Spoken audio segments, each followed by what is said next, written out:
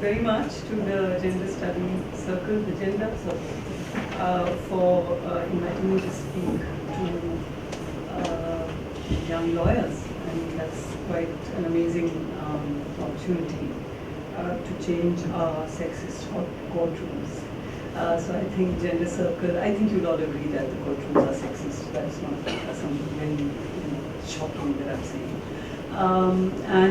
I think Gender Circle in a law university is not only a necessity, but it is something that can be quite productive and exciting.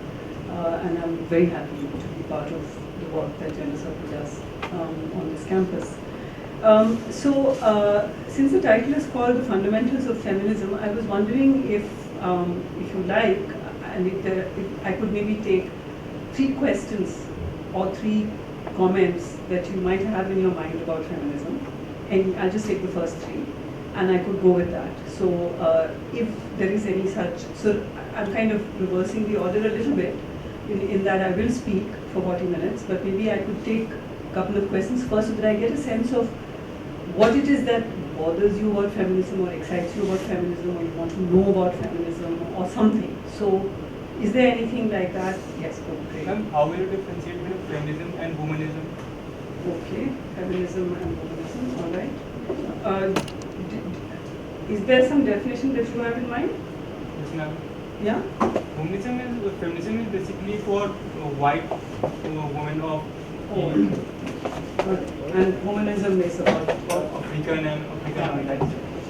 Good. No, that's a great question. Yeah. I think it's a movement that is prevalent only in intellectual circles. So how do you take this movement to the non-intellectual circles? Because in a country like India, the non-intellectual circles are a majority. So how do you take the movement to those echelons of society? I can take one more. I think like a lot of places, this is just by way of observation I think. So at a lot of places things like say reservation for women and all, although it might be intended because of certain things, so a lot of counterproductive effects are seen because of that. How do you, so in effect I think that I think defeats the very idea with which we started at a lot of places. How does one deal with that, and to what extent should we take these sort of reservations or any other special benefits which are taken to deal with this problem? Would you like reservation where, for example? Say anywhere, like I was having a discussion today, so say metro compartments I understand, having a separate metro compartment, but a metro seat in the general compartment. Okay. So a lot of people, like I'm also confused, I'm not clear where I stand on that, but so why should there be a reserved seat in the general compartment? Something like that. So a lot of people are against that, a lot of people are for that. And so that's one is metro seats, and yeah, one is that. Another I could take from our campus itself, like when we have tournaments, there are sometimes we keep reservations that these many percentage should be good. So a lot of participate in the tournament. Right. So it might be done with a certain intention in mind, but sometimes from the side where it is intended to bring in the change. It is not about that particular tournament, but I see a lot of counterproductive effects in terms of people's reactions to it. So I think it sometimes works, it goes against the very idea for which we started. Okay, I think that's a good set of questions to start with, but 3 was just a number, so there's one more, somebody who's going to ask something. Perhaps a human body here that was assigned gender female at birth. I noticed that those bodies are relatively silent. So if there is a question from any one such body, I'm ready to take it now. No? Okay, so we can, but remember that term because I'm going to come back to it. So I think all these 3 questions would actually make more sense if I address them after I give my talk. So I will keep these in mind because you're all, because all of these are actually assuming a certain feminist standpoint in a way, right? They don't seem to be countering feminism, but rather from some kind of feminist standpoint, saying, is it going to enough places? Are these particular policies counterproductive? And your question, of course, I'll have to explain quite a lot because many people may not be familiar with this distinction you're making, which is a very important distinction. Okay, so since this was called Fundamentals of Feminism, I'm just going to go ahead with what I think are the fundamentals. So forgive me if some of it sounds very basic to you. But the first point, of course, that any feminist would make is that feminism is not, in fact, about women and men. Right? Feminism is about the way in which people are produced as men and produced as women through structures of patriarchy, through structures of socialization, through structures that enable certain kinds of characteristics to be assumed by the groups of people called men and enable other kinds of characteristics to be assumed by the groups of people called women. In other words, feminism is about addressing structures of patriarchy that produce hierarchy and inequality and produce people as men and as women. And it is above, and above all, it challenges, feminism challenges the idea that what you see in the world in which there appears to be clearly men and clearly women and only men and only women, it asks the question, or it challenges the idea that there is anything natural about this process. So if you think about any issue to do with women, the question of nature comes in at some point or the other. But women are naturally something. Women are naturally weaker. Women are naturally various things. So the whole point about feminism is to say that the identities that we assume as men and women have very little to do with the biological sex that we are assigned at birth, and that what is produced as masculinity and what is produced as femininity has to be learned, and it has to be learned on a daily basis. It has to be learned on a moment-to-moment basis. But more importantly, it has to be performed. We have to continuously perform our masculinity and femininity, and if we stop performing it, there is a crisis. So tomorrow, if I'm pointing to you because you asked the first question, let's say, what's your name? Abhishek. Abhishek. Let's say tomorrow, Abhishek, who you all know to be a man, tomorrow he says, look, now everybody knows I'm a man. Right? Everybody knows this. My parents know this, doctors know this, my friends know this. So tomorrow I can just wear a sari and there'll be no problem. There will be a huge problem. Right? So think about why there will be a huge problem. Because if sex is about biology, and if it is so clearly marked that you're male or female, why does a piece of cloth make such a difference? It's only a piece of cloth. It's completely subtle. It's completely superficial. But apparently not. So what feminism is making you ask is that what you think of as the unshakable, immutable, natural basis of interrelationships between human beings, that natural basis is in fact easily shaken by culture, which is completely human-made. Right? So if you make the nature-culture distinction is that nature is immutable and unchangeable, culture is what human beings produce. So we start with the assumption generally, commonsensical assumption is that nature is unchangeable and culture is changeable. But when you take this example of a male body, I'm giving you just a very simple, immediate example of a male body wearing a female piece of clothing or a clothing that is distinctively marked as female. What are we saying? And when it produces the problems that it does, and it does. You must have read about, or perhaps you were in school then, some years ago, there was a very senior official of the UP police, I think, who started one day to dress like a woman, and he said that he's a Krishna Bhakt and that he's Radha. And he presumably carried out, there was no implication that he was not carrying out his duties as a police officer. He was doing whatever police officers do, the good things and the bad things that police officers do, he was doing all of that. And as lawyers, you would be aware of some of the bad things that police officers do. But there's absolutely no indication that he stopped performing his job. But he was suspended from his job for inappropriate behavior. Now, this doesn't surprise us, right? It's not like you'll say, oh my God, really they suspended him for wearing women's clothes? No, you will say, oh, of course they suspended him for wearing women's clothes. So I'm using a very simple, at the moment, very simple example to show you that this performance of gender is compulsory, and it is reiterative. Throughout your life you have to keep doing it. There is no point at which you can say, I'm now done and my gender is now very clear with you.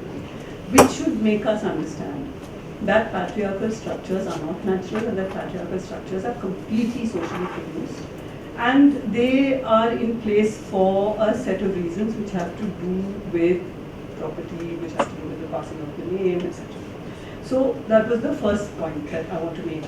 If I were to say what is like the very basic idea that any feminist should think about, it is to continuously and constantly question what we think of as nature and natural. Whether there is anything that we can call natural at all, by the end of it, you should really be coming to understand. But challenging the idea that any kind of behavior or even body is natural, that is the first thing that feminism teaches us.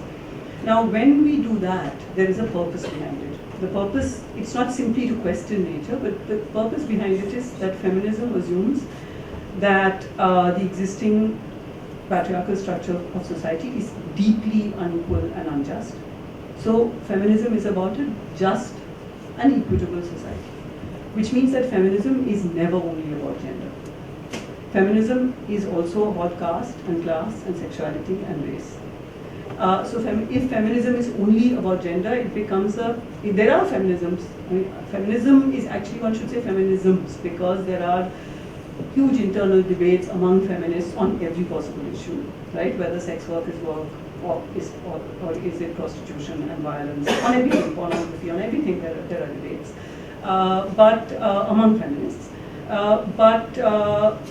The point is that so there are certain kinds of feminisms which focus only on gender, and we would tend to call this liberal feminism, right? So liberal feminism would say, let's say that, and liberal feminism makes important points also. Liberal feminism would say equal pay for equal work, for example.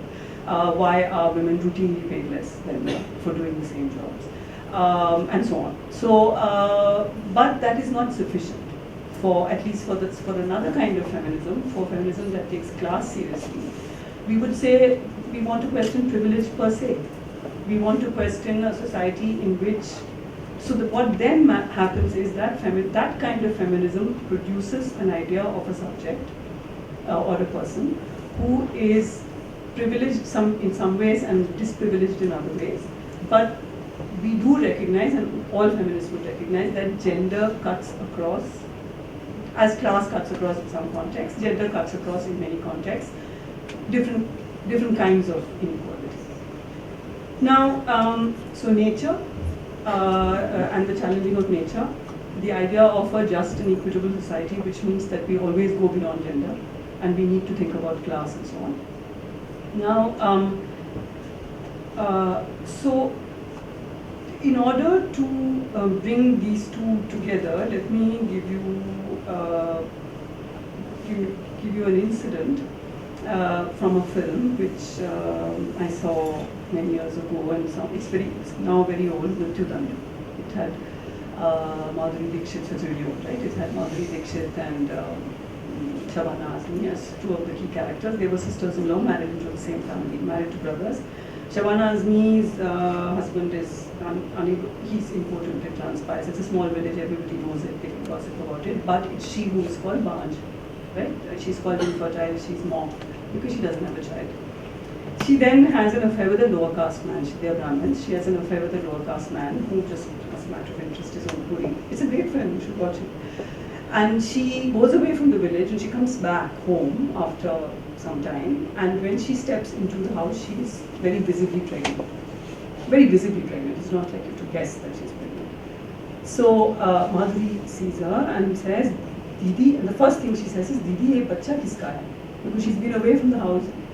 Now consider this question. Consider this question, ye bacha kiska hai? Right? This question actually makes no sense unless you assume patriarchy. Because here is this woman, the baby is inside her body. Right? it's not like ये किसकी अटैची है ले जाएगी इसमें बात तो नहीं है मतलब it is inside her body, right? And this question, so if like I feel that different PK, by the way, I feel stole my idea, and I'm really trying to track someone who sat in my class at some point, because for like 10 or 15 years I have used this idea of a friend who's an alien. You know, imagine that you have a friend who's an alien, right? You saw PKs and you saw how it works, right? So the device of the alien is important. Because, and why it works, is that if you consider someone called an alien, what are we doing? We are assuming that person has not gone through the socializing processes that all of us have, which make the world look entirely normal, natural, and in place. When you look around the world, everything strikes you as perfectly normal. Because a whole lot of work has gone into producing that way of thinking. Right? So the first time you encounter something that challenges the normalcy, you're like shaken, and hopefully gradually as one grows older, many of us learn to look through that skin of normalcy and see something else, and see the many other, or see the hard work that goes to produce that normalcy. So the idea of the alien actually enables you to, as someone who's trying to shock people into a sense of that the alien asks the simplest questions, because the alien hasn't in fact gone through the whole process that you have gone through ever since you were a baby. So like for example, the alien, presumably you have an alien friend and you have taught him or her. Now this is the other thing, right? You're already assuming, because our language is such, that I have to assign a gender to this alien. And if I do not assign a gender to this alien, there is no way of speaking about the alien as a living creature. Think about that. I have to say it or something, right? And most languages have gender. Almost every language that, at least on the Indian subcontinent except Bangla, has gender. But just not having gender doesn't make it non-patriarchal. I don't think Bangla culture is particularly non-patriarchal. But forgive me, all the Bengalis will attack me now. But I know whenever I say Bangla has no culture, Bengalis look very like smug. Yeah, that's how we made our language. Some of my best friends are Bengalis, so please forgive me. So the point is that the alien, so already you can see that you don't know how to talk about the alien, and your language, which is purely culture, is actually determining how you see reality. So we don't know how to refer to, for example, like trans people you still can because they assume a gender, but an intersex person. Supposing someone stands up and says I'm intersex, I will just like go dumb in class. I won't know what to say about that person, he, she, whatever language I speak in, right?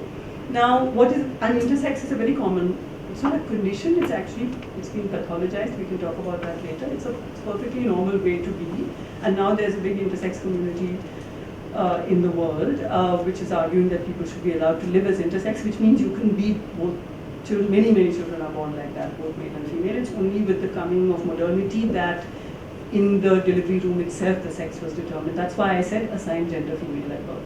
You're assigned a gender at birth, and after that you perform that gender. If need be, surgical interventions are used, if need be, hormonal interventions are used in case you don't match the gender you were assigned. So your alien asks all those questions, right? And so the alien to whom you would have presumably at some point also explained human reproduction would say, but what is the meaning of this question? Kiska bacha hai? Presuming that you have also taught the alien something, right? Because it is her child. But the question makes complete and total sense under patriarchy. You don't have to explain this question to anybody. Because baap kiska? Ye iska baap kaun hai? Baap ka naam, najaiz bacha. These are the idea of illegitimacy, the idea of bastard, right? The use of the term bastard as a term of abuse. What is the use of the bastard as a, I mean, I sometimes do it because I'm just really angry if somebody harasses me on the road or something, but actually think about what the word means. It basically means your mother doesn't know who your father is, so what, right? She's an independent, autonomous woman, she has sex, she has a baby. But it is the whole, so you can see how this particular incident, and of course Shabana's answer to kis bacha kiska hai is simply mera. She just says mera. But she has, the fact that the question is asked and she has to answer it is actually about whose child is it, whose name will he or she, whose name will he, hopes it's a he, will he bear, whose property will he lay claim to. It's about property, it's about name, it's about the passing on of lineage in a patriarchal society, right? So there's that. So there is this whole, so when you have moments like that, or when you recognize the huge effort that goes into normalizing what is actually a highly, in that sense, unnatural scenario. Because the most natural thing for a human body to do is to reproduce. There's nothing unnatural about reproduction. And yet, we have created terms like unmarried mother. A mother is a fully natural category. Unmarried is what? Completely social. So unmarried mother actually can never really go together. But they go together. We never ask the question, what does this term mean? Right? Unmarried is completely irrelevant to the fact of reproduction, isn't it? So these are the kinds of, so through the Mrithyudan story, I'm trying to show you, so we've said that nothing is natural. But the fact that everything begins to look or looks completely natural and fixed has to do with the ways in which we are very carefully taught. So one very interesting thing I came across when I began writing my book, Seeing Like a Feminist, is that I came across I used to take Times of India then, so it has this like page 3 type stuff, which is very fascinating, and I love it. So this one, there was something about nude makeup. So I said, wow, nude makeup, what is that? And I looked up nude makeup, and there are nude makeup tutorials online, okay? Which you can all go look up so that you can do nude. I have nude makeup on as we speak. I don't. What is nude makeup? It says nude makeup is a way of making your face look, obviously it's intended for women, because only women have to bother about how they look, and they have to bother about how they look if they're CEOs of Pepsi. And whatever. The women's looks are constantly commented upon, right? So women have to bother about how they look all the time. They don't have to, but what I mean is it is assumed that they have to bother to look. So, so nude makeup is a way of making your face look fresh and untouched. And in order to achieve this effect, you need max factor, something number, I think, some foundation, some 3 kinds of lipstick, 3 kinds of when you have all those 15 ingredients and you do all of that, your face looks like it's been untouched and it's been simply been splashed with water. Now, this is what the reproduction of society is like. Huge amounts of effort go into it to make society look like it is untouched, natural, but untouched by human hand. It's just there. Everything just happens. People just live in these ways. Marriages just take place in these ways. And so the naturalizing of society is something that feminism seriously contests, continuously. And we don't know when that contestation will stop, in the sense that at every stage in feminism's history, some new identity emerges which we are forced to reckon with and think about, and it makes us rethink all our ideas again. So there's no end to that. Now, so this is where I'm going to talk about gender and the production of a highly gendered patriarchal society as natural, and the reason to challenge that, and the reasons why we should challenge that and question it, and the question of justice and so on.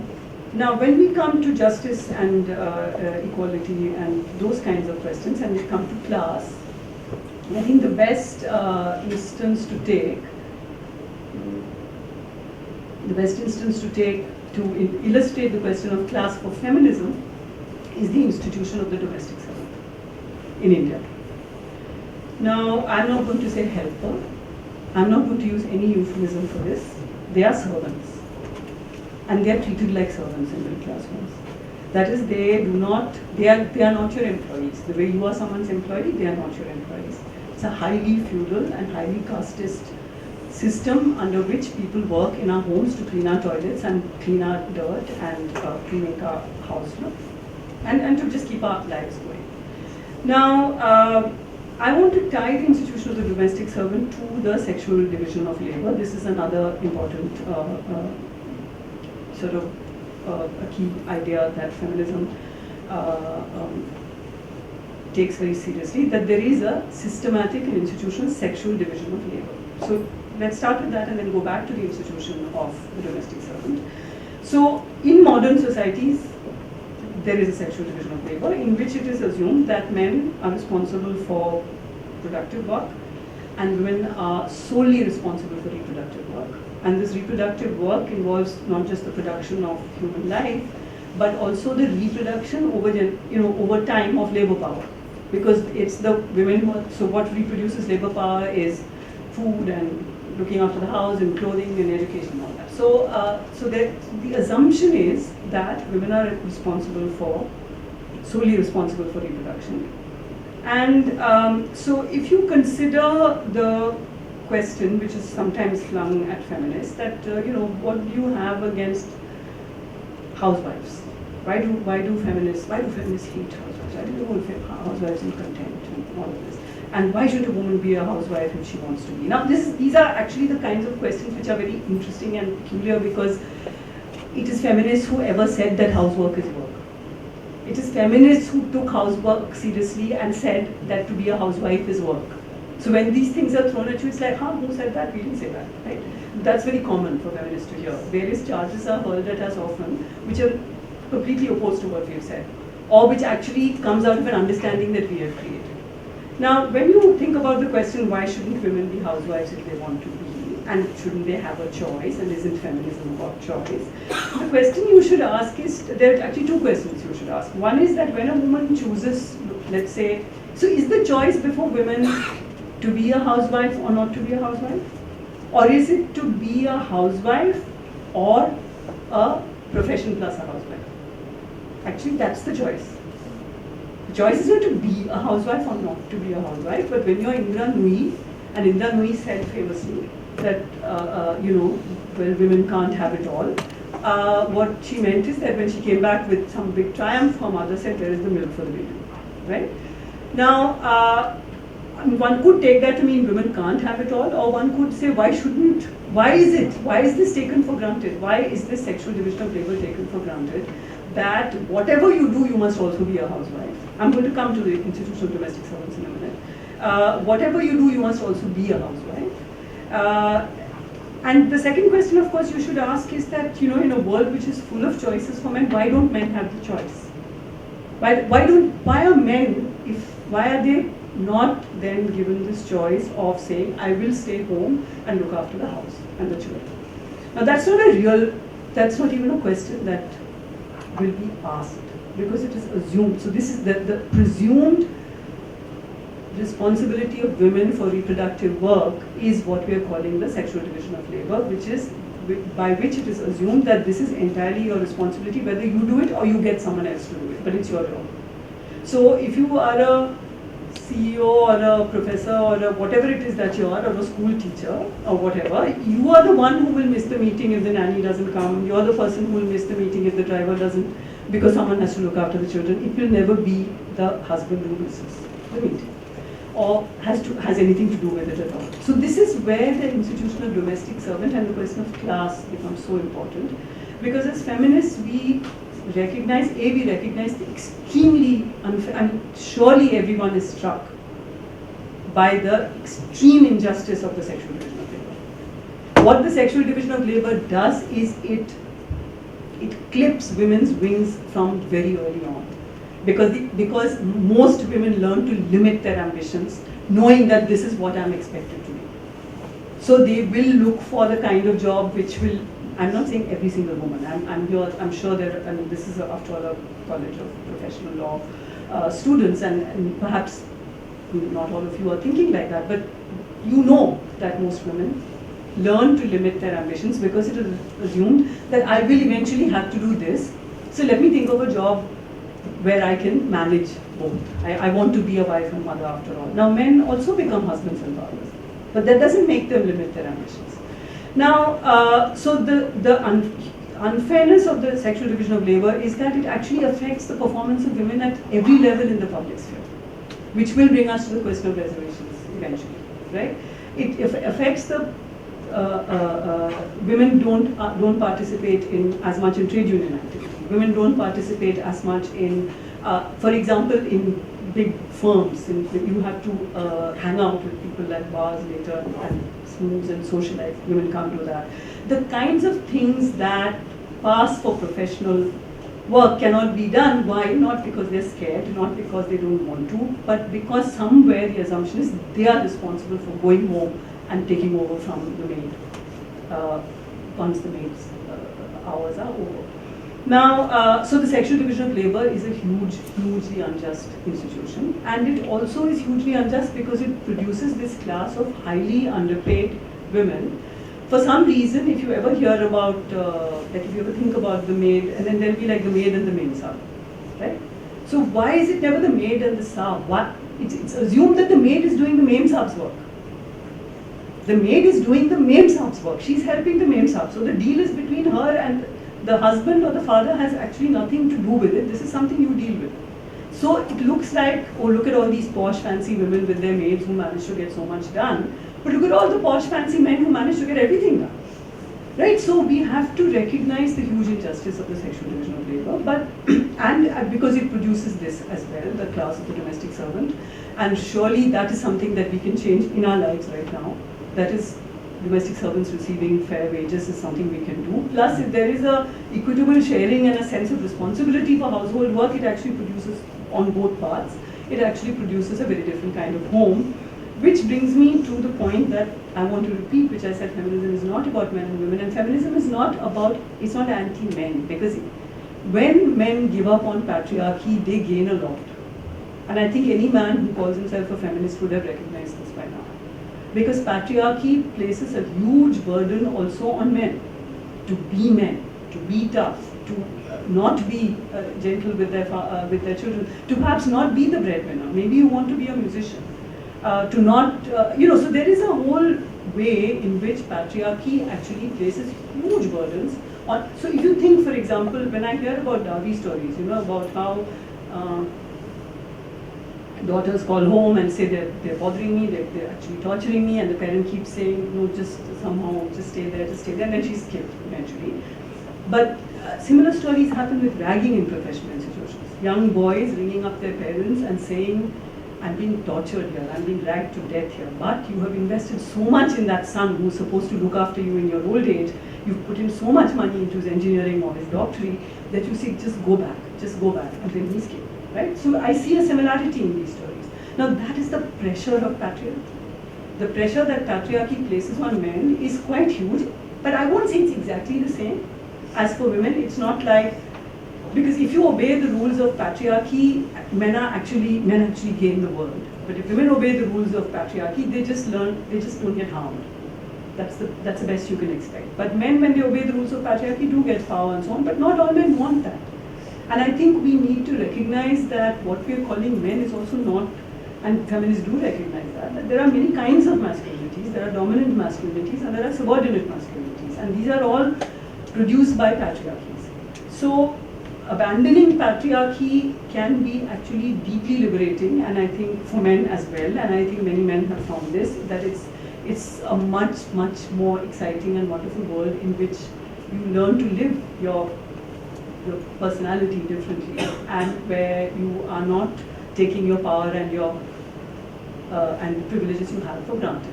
So at this point, it might be not a bad idea to come to the reservation question.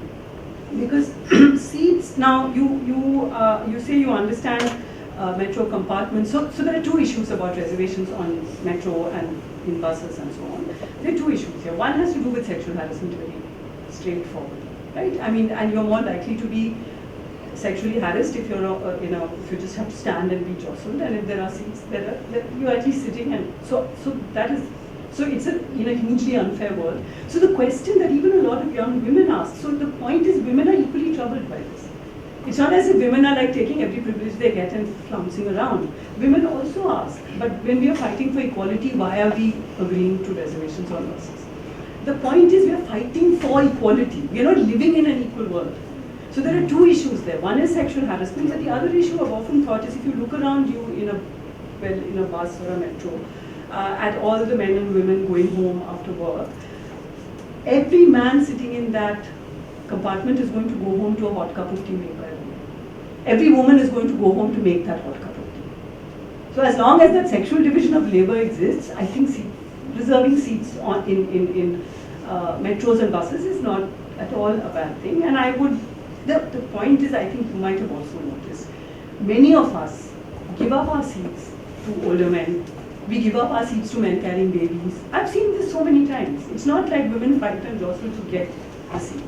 So I think we need to And of course, all women are not saints and all men are not equal. So of course, there are women who would take advantage of, just as men would take advantage of, because we're all human. But take advantage of privilege and maybe not give a seat to another man. But we see that happening so often. Why would you, in the world at large, that kind of injustice, why would you pick on this?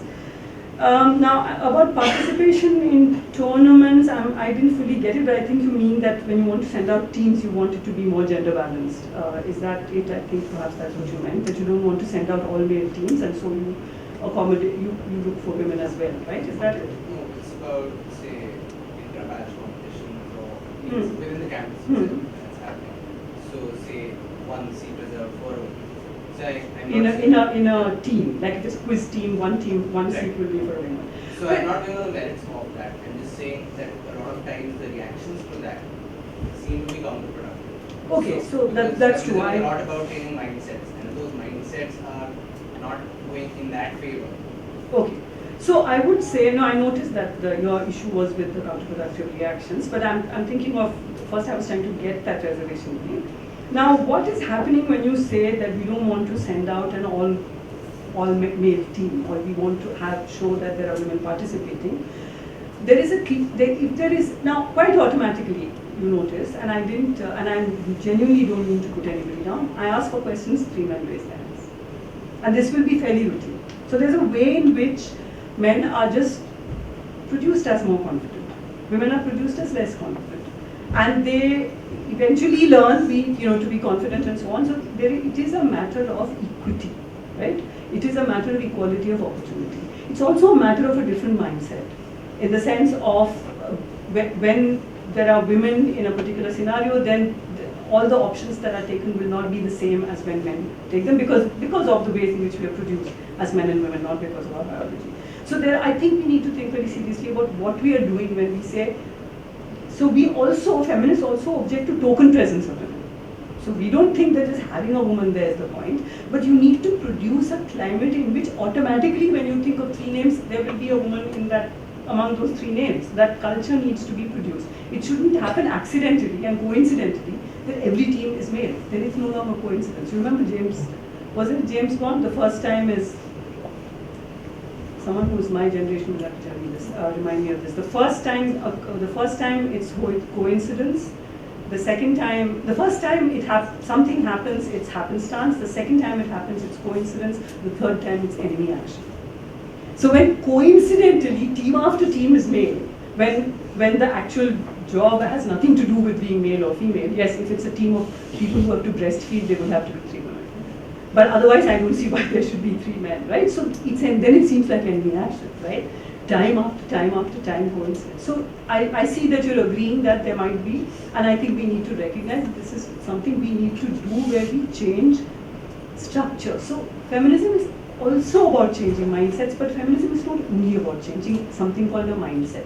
Feminism is about transforming structurally what the world is. It means transforming from the ground up structurally, property structures, everything, right? So that a world is created, and the ways in which we are produced as men and women, and the ways in all of this, so that it is no longer necessary to reserve. But until then, now about the counterproductive reactions, I would be very surprised if feminism did not produce highly hostile reactions from a patriarchal society. Why won't it? Of course it will. Of course it will. I mean, there are thinking men, there are men who recognize patriarchy, and then there are large numbers of men who simply feel really threatened that women are not performing the roles that they were meant to perform.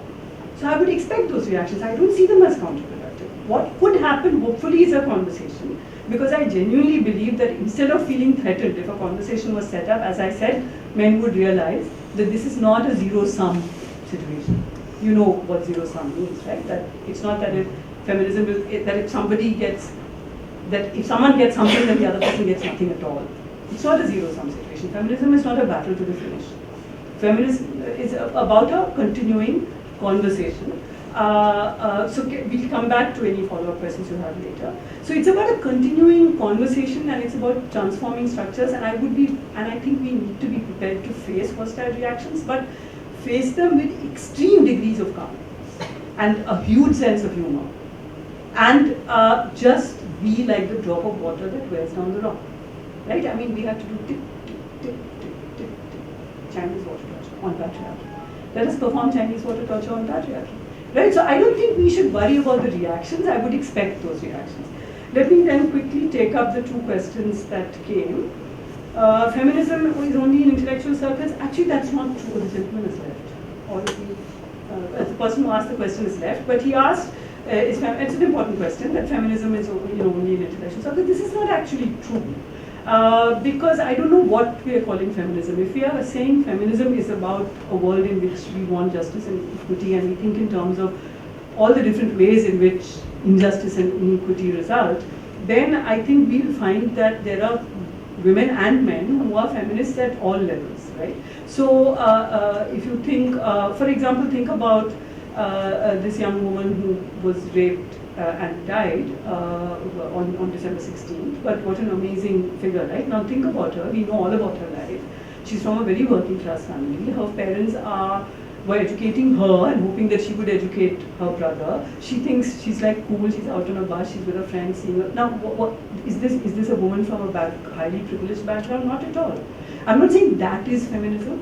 I'm saying that is also what is called feminism, isn't it? So when you see women, you see female-headed households, you see women standing up, you see, that's not happening only in intellectual circles. In fact, it reaches intellectual circles very late. Anybody who has been a feminist in an academic institution will tell you we first end up fighting with the professors. It's the professors who are the most patriarchal, the highly educated.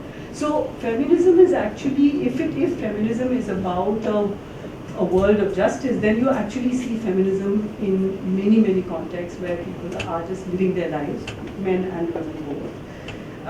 Now the question that Abhishek asked, that's actually a very important question, but it's a whole other debate. I'll just very quickly indicate it. And this points to, and this question points to the existence of feminisms.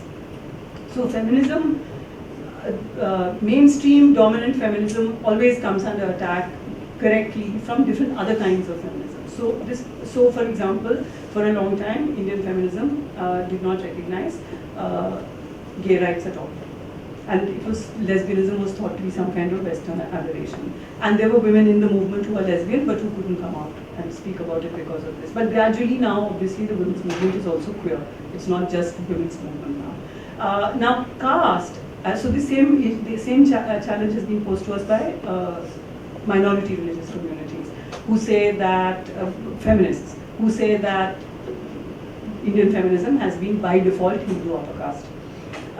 So for example, a women's studies conference was held in Jaipur in December over Christmas. And Flavia Agnes, the lawyer whose name you all know, said, would you ever hold it over Diwali? Right? So you have feminists who are assuming Hindu to be the norm. And so and each time there's such an attack, there's usually a way in which we deal with it and we change our attitudes. Now, the idea of womanism comes from African Americans, but it's also used by Dalits. And I can't say Dalit feminists then because they call themselves Dalits. Not all, but there's a strong body, Cynthia Stevens, for example, who would say Dalit womanist. Now, the distinction is meant by African Americans and by Dalits here to point to this kind of to challenge and to critique a certain kind of mainstream feminism which assumes Hindu upper caste or whiteness to be the norm. And it's meant to, the idea of womanism is meant to suggest solidarity with the community. That we are African Americans first, we are Dalits first, and women or feminists later, and our solidarity is with the men of our community, not with the upper caste women or the white women of the feminist movement. So that is the distinction that is made by people who would call themselves humanists. I find this debate, it doesn't end this. My saying this doesn't end the debate. This is actually very productive, and that is the most exciting thing about feminism. And I will stop here for other questions.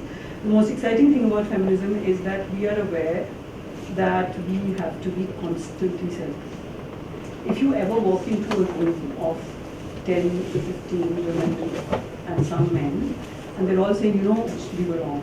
We thought this in the 80s, we are wrong. We thought this in the 90s, but we were wrong. It's a bunch of feminists. We were wrong, we made a mistake, we need to think afresh. These are things that feminists are constantly saying.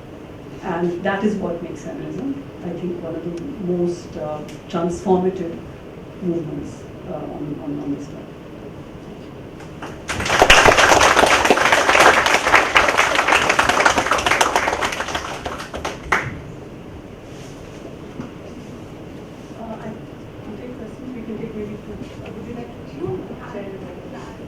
Yeah, sure.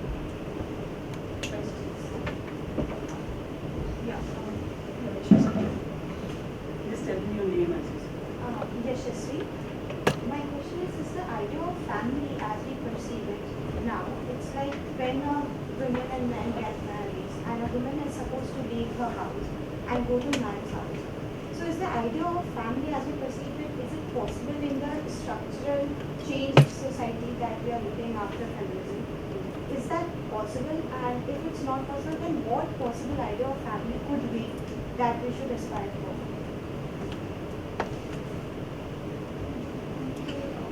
My question is my question is more pertaining to say a campus level. So now we have campaigns such as the where basically I wanted you to talk about moral policing and also disguised moral policing. It's often not discussed, you're right. Okay, let me just take these two now. Let me take these two questions now. So Yashasvi's question about the family. So you have to remember, I think we are tending to forget this. This particular form of the family, which you just described, is very specific to a particular time and place.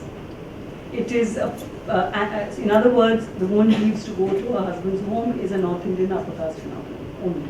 All over the South, this is not the case. To go to the husband's home, so that form of marriage is called virilo local, where you go to join the husband's family. So historically, there have been. So the important thing to remember is that lesson one: nothing is natural. Nothing is natural. So this form of the family has emerged in a particular way, and it is acquired more and more normalizing tendencies, so that gradually, in most cases now, marriages are beginning to look like that. But the fact remains. So, for example, take Raksha Bandhan, or that as a festival. This does not exist in the South. It is not anyone who is from the South Indian. No such thing. Not because brothers and sisters don't love each other, but because brothers and sisters can meet routinely, and they don't have to wait for that one Tyohar day to go and give formally gifts. Right? So think about this. Why doesn't this festival exist in the South? Because the idea that after marriage, वो लड़की पराया हो गई, लड़की पराया धन है. This is a very typical North Indian upper caste sort of idea. So of course, therefore, it's possible to change. In the sense that it has changed already. I come from a matrilineal community, the Nayars. My grandmother lived with her brothers. I used to go home in my summer vacations to meet my grandmother and my nanas who were her brothers. And that was her home. That was not like a man. That is called a tarawa.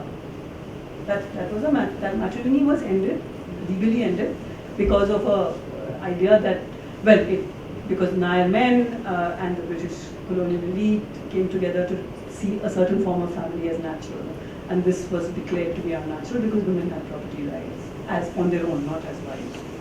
So when you say, is it possible to change, the real question is, how is it that the family has changed so much? And why do we take this one form of the family as natural when families have changed across the world, but in our country tremendously? And right now, and you're lawyers, anybody who's practicing family law or studying family law, you have to learn a lot about different kinds of families. I remember watching a Doordarshan program some time ago, maybe not Doordarshan, I don't really like, I just say Doordarshan, but some kind of channel, some TV program, in which there was a man from Meghalaya who was explaining Khasi matrimony, which is very interesting because the youngest girl inherits the property, and the man who marries the youngest daughter of a family comes to live with the daughter's family, with his wife's family. So the youngest daughter inherits, and the husband of the youngest daughter inherits along with her. And he comes to live in his, what in North India would be called, he becomes a ghar samai. Right? Now these are all very pejorative terms, right? But it's not pejorative for him. So he just explained it, and the Delhi-based audience burst into laughter. That's how he was that. Right?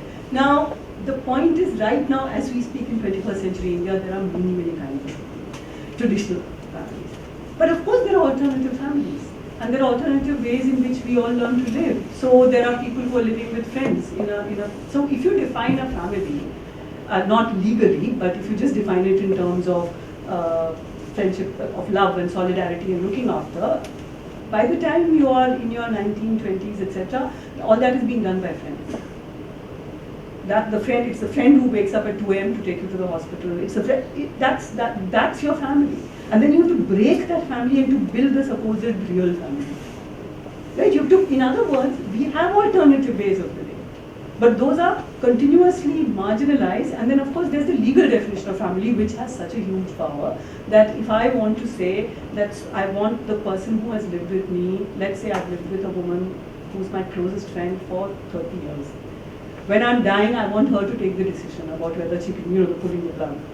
I have to go, it's a big production. I can't just say she's my friend. Whereas my completely no good son, or daughter, who has never looked after me, and they would have the right to do it because there's a legal. So as lawyers, it's also worth challenging these notions of the family in the law because that has huge power. But if you simply want to live in alternate families, there are many, many kinds of alternative families which are happening before our eyes. Right? There are gay people living together. There are, let's say, like my mother is now a widow. My mother lives with me and my sister in terms, and in my sister's home she lives with her friends. So there are 3 women. Right, and that's a family. And the other woman is not related to either of them, to either my mother or her. You could be living with completely unrelated people whom you care for. Usha Ramanathan, whom you all know, cared for Latika Sarkar. At the end of her life, it was Usha and her husband who cared for Latika Sarkar. So there are already it's being built by all of us. So of course, alternative families are completely possible, and we need to work how to make them legally sustainable. Now, moral policing and the Pinja Tod campaign, that's actually very important because the way, and this is something that many of us in many institutions, I taught in a women's college for a very long time, Lady Shriram College, we have argued about all these and tried to change. Hostile rules for women basically reflect the patriarchal control that families exercise over their daughters. That is what hostile rules are meant to reproduce. Now, what is interesting is that the authorities will always say that, and this was said to us when as teachers and as students, that but your parents want us to do this. Now let's say you're in an institution. Parents might want the institution to do many things. Will the institution do all of that? Is the institution running for the parents? Parents might say, "Mere bachche ko roz rasgulla khilao." Parents might say many things, right? मेरी बच्ची ना ऐसी है, उसको ये कर लो, उसको एक special rule दे दीजिए, उसको AC दे दीजिए. You won't do everything. This is an institution. You follow our rules. When it comes to the hostel, suddenly it's like parents. Kirai Saram Cooper. So we need to question this. This is complete expletive deleted. Right? I mean, this just doesn't make sense to say we are doing it for the parents because institutions are modern institutions. They are not here to do what parents want you to do. And they don't do anything that parents want actually the institution to do, good or bad. But suddenly when it comes to this, there is an alliance between family patriarchy and institutional patriarchy, which uses the discourse of security. But it's only a discourse of security. Because if you really want to make women feel secure, then the idea is that you should be participating in the production of urban spaces where women are out on the roads all the time. How many times have you stepped into buses or metros and seen another woman and felt a little safe? I'm talking to the women here. So when there are more women, why is Bombay safer for women than Delhi? Because there are more women on the roads. Put the women on the roads. Let women be on the roads when they want to be, and we will all deal with security issues. It's not like men are not robbed and mugged, and it is not as if men are not raped. Men actually cannot even talk about it because it's so shameful that most men who are raped never get to talk about it even. So it's actually doubly traumatizing. Raped by men. Men get raped by men. So moral policing is a way of extending the ideology of the patriarchal family into modern institutions, and we must absolutely resist it to the extent.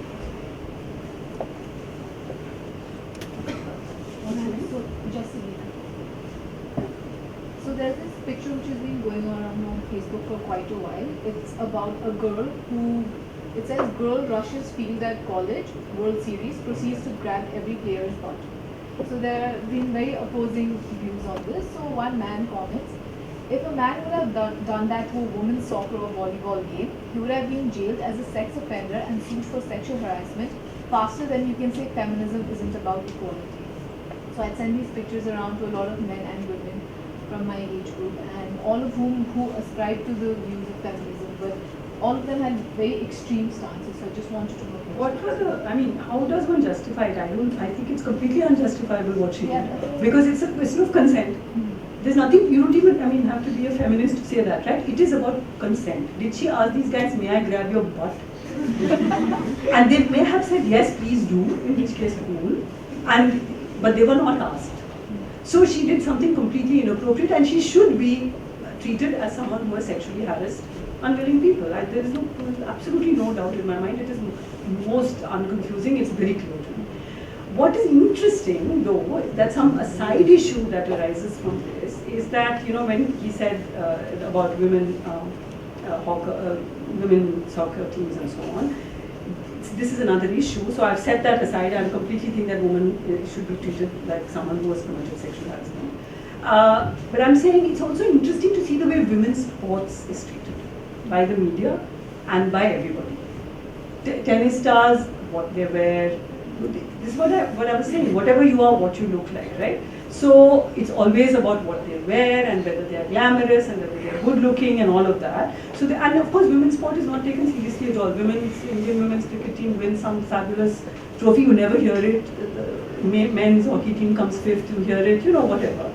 So it's interesting at this point. So I'm just raising a side issue. I hope I addressed your question because I just had such a straightforward answer to it. But it's interesting to think about the way in which women's sports is treated by the media and in general by people, and how women's women's athletes and women who are in sports and are not taken seriously, and they face a lot of sexual harassment from coaches, from other male members who are around them. So there's a whole issue which we should consider very seriously about women in sports. But that was an interesting. Yeah. You spoke about how we are supposed Please say your to. name first so that I can. Oh, Vidya. Vidya. Yeah. Yeah. You spoke about how we're supposed to break down the patriarchy with a sense of calmness and humor. I guess the next obvious question is, what are your thoughts on tone policing? On? Tone policing.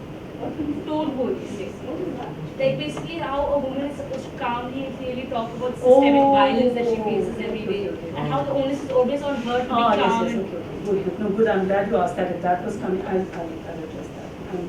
Yes, ma'am. I'm Nivedita, and I was just wondering, what are your thoughts about the relationship between agency and structural constraints, especially in the context of the sex work debate? Because your book seems to favor decriminalization, but do you favor complete decriminalization or something more along the lines of the Nordic model of sex work, where only purchase is criminalized and sale is not?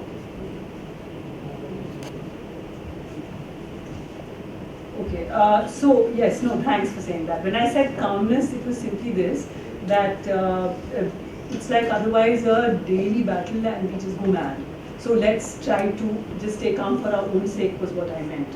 But I completely and totally, I agree with you that, that suggestion or advice to stay calm was more like when you tell yourself, be calm, like do it with a sense of humor, it's more effective. But of course, there is, think of the term hysteria. You know where it comes from, right? You know the root of the word hysteria is the womb. If you have a uterus, you're hysterical.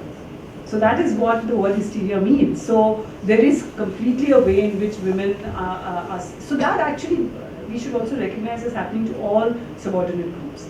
So it's all about shrill, screeching. These are also terms you've heard, and these are all women's tonal registers, right? Shrill, screeching. But the shouting and the unreasonableness. Remember Usha Ramanathan's unreasonable, the reasonable man. So the reasonableness is somehow something that can only be fully and consistently exercised by those in power.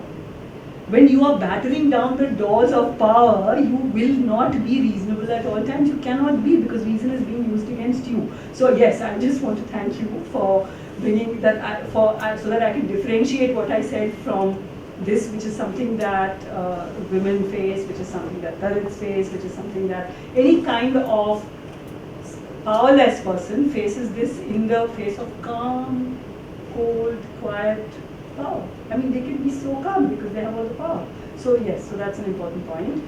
Devdatta, in the sex work debate among sex workers, the Nordic model is highly abhorred.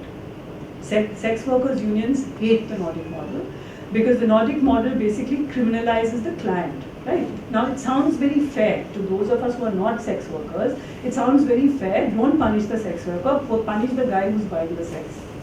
Now, what sex workers are saying is that sex work is work. It is a kind of work. We need, and sex workers are saying that basically you have mystified sex into something so special that only it can't be sold, but you can sell your brain and you can say, I mean, what am I doing? As a teacher, I'm commodifying my brain, I'm commodifying my intellect, right?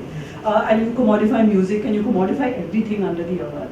And why is sex somehow not to be commodified? So they say sex work is work, and we treat it as such.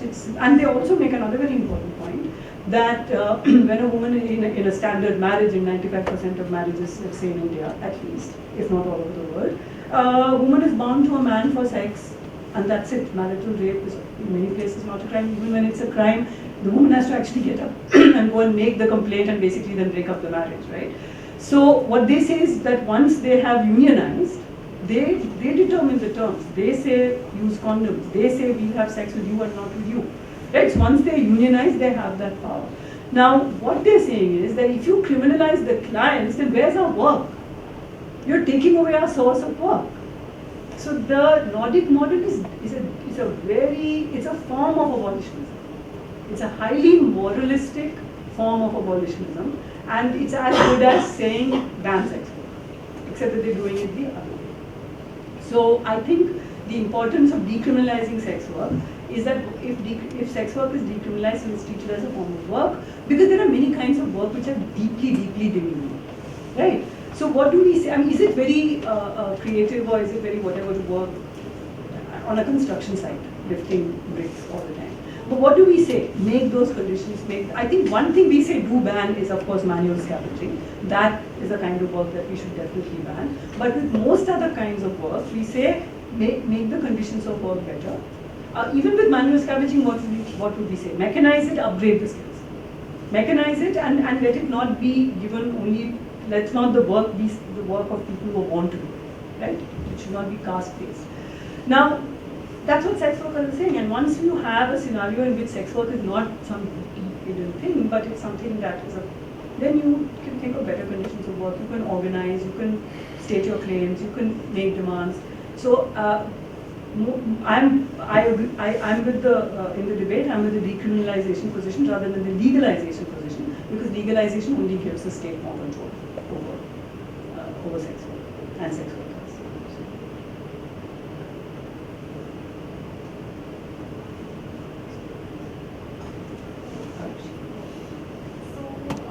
Recently, some of us were having a debate about sex segregated spaces. So as of now, if we have public washrooms, there will be a gender binary for male washrooms and female washrooms. But ever since we had the NASA judgment, they sort of created a third gender, and institutions have been mandated to create washrooms specifically for the third gender.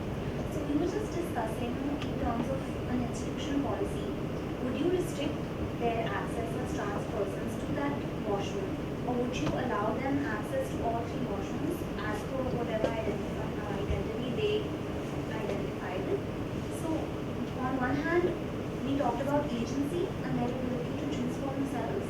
However, on the other hand, a point was raised about cis women and how they feel threatened in confined spaces like washrooms, when perhaps a trans woman would enter with a male physicality, and how they would perceive that as a threat of sexual harassment. So in those cases, should they be restricted to that third washroom, or should they be allowed access to all?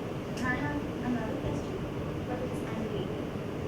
So on campus, we've also been discussing the dress code, and we had a decent dress code, and all of us, like a lot of us had A decent dress code, as in the code was decent or the dress was meant to be decent? meant to be decent. So I was like, it was a good dress. some of us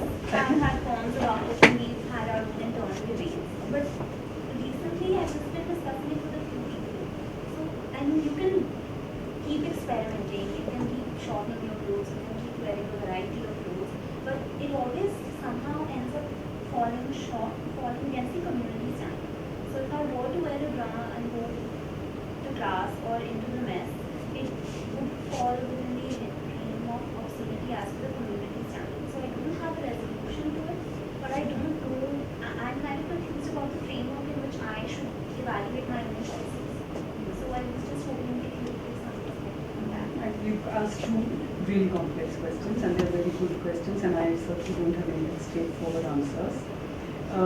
So let's start with the segregated spaces. Now, strictly speaking, there is no problem with a unisex bathroom. What is the problem? In the sense that you have doors, you shut those doors, and what does it matter who you are once you're in that space? So the business about separate toilets for men and women in the first place, I think it's, and I know there are there are institutions where there are unisex toilets, and I don't actually see really the need to press for sex segregated toilets in any big way. There are the urinals, which I see that could not be in a non-sex segregated space. But generally speaking, if there are a row of stalls, I don't see why they should be sex segregated. As long as there is enough privacy, if women have specific needs, they need to throw away the sanitary napkins. I mean, all of that needs to be around. Now I'm very. So what happens, however, is that in an overall society, when you're living in a society which is actually so violent towards women, and in which women face violence from men, there is the fear that in a bathroom you're more vulnerable, right? So that's why I'm saying this is a complicated question. Ideally, in an institution which I trust, I would want to build an institution in which we can have non-sex segregated unisex toilets. But in the world outside, in a public toilet, in a bus depot or a railway station, I might want them to be separate, because I would say that at least when I see a man entering, I know that he's niyat kharab. Right? Whereas in a unisex toilet, you don't know till he's actually done something, whether he's actually coming to use the loo. So we might have to make those kinds of distinctions, but I think in an institution in which we are in control, in a university space, in an office space, in that kind of space, I think we could think very seriously about the need for, what is the need for sex segregated toilets. So then the trans question gets solved, that if we build a culture that you just don't see, you just in a relaxed way walk into the loo, everybody knows what you're going to do, these are human functions, and you just shut the door and you do it, whatever your business is, then it doesn't matter whether it's a trans person or not also, if everybody could walk into those spaces. But then in the public loo, I think that would, the same issue that I'm saying would arise, and I think we need to think about the fear that women might feel if they're not 100%. Like with my short hair, I once walked into a women's loo in a bus station in Tamil Nadu. It was not like Madras, it was in the state somewhere. So when I walked in, the women got initially very scared, and they said there's a man and so on, right? So they got scared. They didn't know what I was doing. As the problem with sex segregated spaces is that it assumes there are only men and women in the space. And so ideally we should work towards a world in which we recognize that it's not just trans, but as if you're interested in reading a very lovely essay by Evelyn Fox Keller, why 5 sexes are not enough. Actually, if you look at human bodies, there's a huge range of possibilities of being made. It's like a continuum of possibilities, which is closed through surgery and hormonal intervention and so on. So I would say that ideally I think we could go for that, but in a place where we don't control the norms, there we might have to, in an otherwise violent world, go for sex segregation. This term cis I won't bring up now, but I'm really challenging the use of the word cis by the trans movement, but we won't go into that just now. Dress code is actually, again, you're right, you raised the complicated issue. That is, at one level, I would say that if you leave people to dress the way they want, it would most probably people will just dress in a fairly sensible way. right? They would just, they would what, wear shorts, what would they do, right? I mean, it's not like women would wear shorts. I mean, that's the issue, no? Women will wear shorts, not that men will wear shorts. So I really think there is no need for a dress code in any institution. And people should be allowed to just dress the way they like. And of course, what happens is then there are things like formal and informal scenarios, right? You have to, if you're in court, you have to dress in a particular way, or if you're in a firm, you have to dress in a particular way. But in an educational institution, I don't see the need for a dress code for faculty or for students, precisely because of the community standard, which tells me that it's very unlikely that people would do something completely obnoxious, and if it is that obnoxious, then the community will convey that this is obnoxious, right? So I think in general one could work on the community standard. But I had a very interesting exchange on this with a young woman who was like 15, 16, and she studied in this very posh Mahindra World College in Pune. She once wrote to me, she's the daughter of a friend, and she wrote to me that she was very irritated because there's a swimming pool and women, the young women were not being allowed to wear bikinis. That is two-piece swimsuits, and they were told this is because of the staff and the workers and so on whose sensibilities would be affronted by this. Now, I was actually really, it was again a very difficult question to answer, because there is a way in which class privilege can be very arrogant about people who don't share your privilege having certain ideas about how people should be. Now, I told her you have to really, I mean, I don't have an answer for this. I mean, basically she wanted to like, she was very, very bright and she's doing very well now, but, and I thought this could not be seen only through the lens of feminism and gender. This did have to be seen through the lens of class as well, and class privilege is a highly privileged institution like that, and there are workers, and basically you're saying, I don't care what you think. Now the assumption is that the workers are bothered. So I would think that there should be some kind of conversation. Are you bothered? Do you really care if these young girls wear bikinis? And if so, why? And so on. I mean, if there was some way in which a conversation could be set up. So every time we say community standards, we have to recognize that the community is marked by heterogeneity and marked by power. So there is no way we can in advance know what the community thinks. There is a way in which it's assumed that we know the community. But unless we actually have that conversation over time, we don't know what the community is. And these are also young people who are teaching the children of the workers and all that, because they're committed, they are very interesting young people. So they're also teaching the children of the workers and all that. So I think there would be another relationship. It is entirely possible that those men might say, hey, acha, so-and-so, she teaches my child, it's okay, I don't care how she dresses, I know she's a good person. It is possible. So I think we need to fracture the idea of an already existing community, which we know whose opinion apparently we know in advance, and we apparently assume that the community will always have the most orthodox and conventional reaction. But in fact, we need to fracture it, we need to recognize it as heterogeneous, deeply marked by power, and we start the conversation. Tell us what is bothering you if women dress like this or like that, and let's talk about it. Right? So, I mean, so they're both very difficult questions to raise, but this is the best I can do.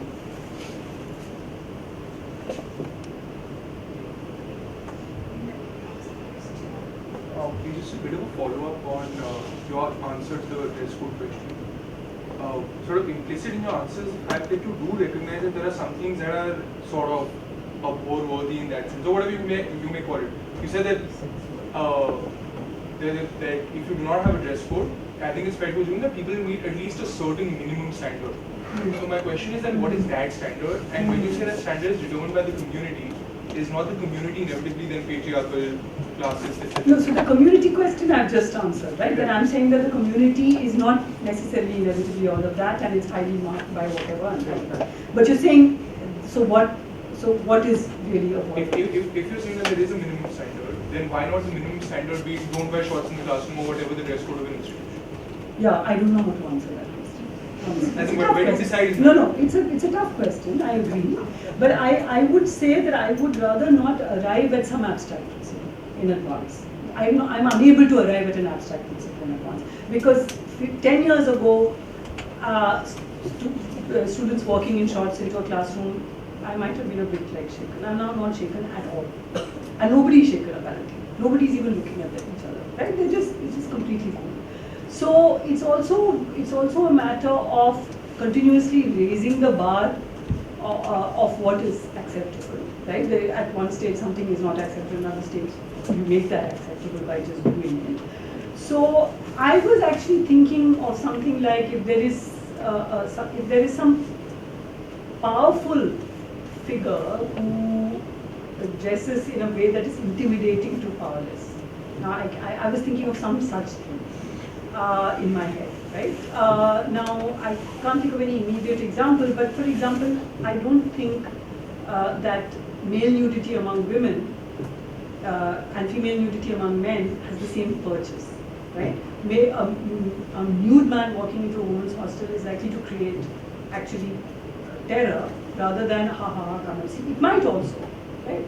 I remember a friend telling me in JNU there were certain wings, women are often in the men's wing. So he said he was walking out of the bathroom like with a towel and he saw a woman and who had come there to meet her friend, and he said, I didn't care, right?